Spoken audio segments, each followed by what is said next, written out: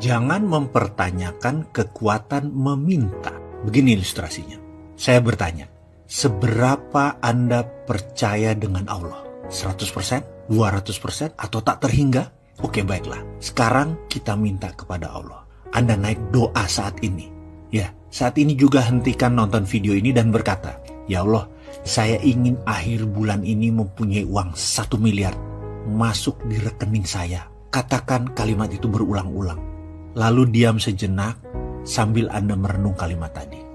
Pada saat hening, tahu-tahu di benak Anda berkata, dari mana uang 1 miliar? Kamu kan hanya pegawai negeri. Atau, bagaimana dapat 1 miliar? Kamu kan cuma ibu rumah tangga. Atau, bagaimana dapat 1 miliar? Kamu kan hanya anak sekolah. Lalu mendadak kalimat tadi mendominasi pikiran, lalu pikiran mulai menyeletuk. Ya juga ya, dari mana ya? Kayaknya nggak mungkin deh. Kalau itu terjadi, selesai sudah. Kalimat itu ada dalam hukum alam yang namanya canceling our own pray. Meng-cancel doa kita sendiri. Kita sendiri yang meragukan diri kita sendiri. Kita sendiri yang meragukan Allah. Bisakah Anda percaya 100% bahwa hal itu akan terjadi? Bisa terjadi dan pasti terjadi. Bisakah Anda tidak cancel doa itu? Tidak ada keraguan sedikit pun bahwa itu bisa terjadi.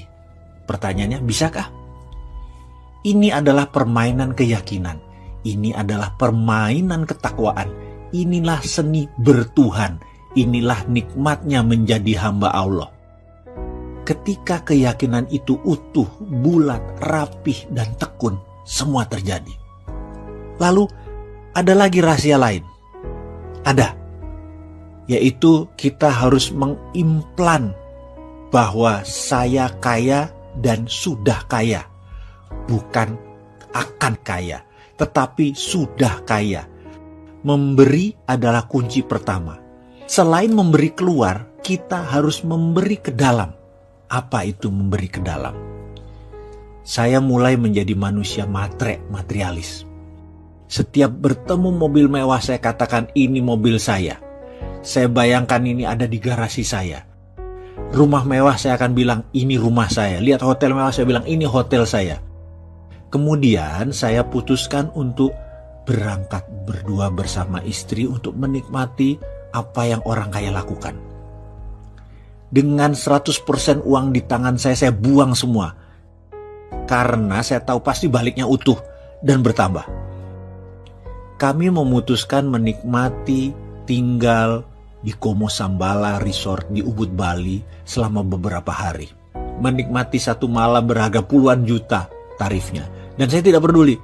Berangkat dengan first class, layanan hotel bintang 6 atau 5 star with diamond, makan pagi hari bersama penyanyi terkenal Barbara Streisand, esok malam dinner dengan Sting, penyanyi The Police yang sudah berminggu-minggu nginap di Como Sambala.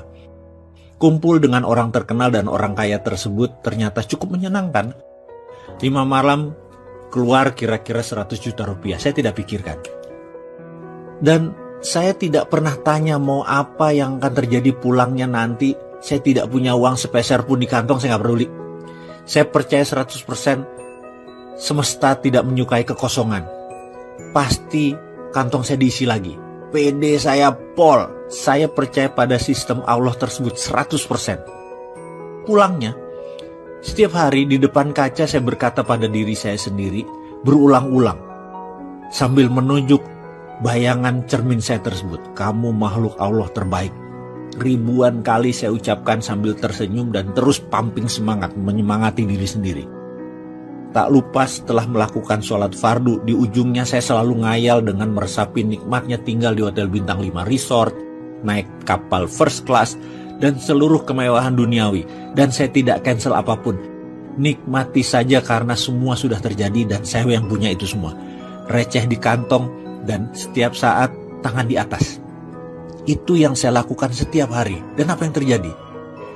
Ketika Kamisan, di bulan berikutnya, pertemuan bulanan tersebut, yang biasanya ada 5-7 orang, ternyata waktu itu 20 orang atau 30 orang hadir semua.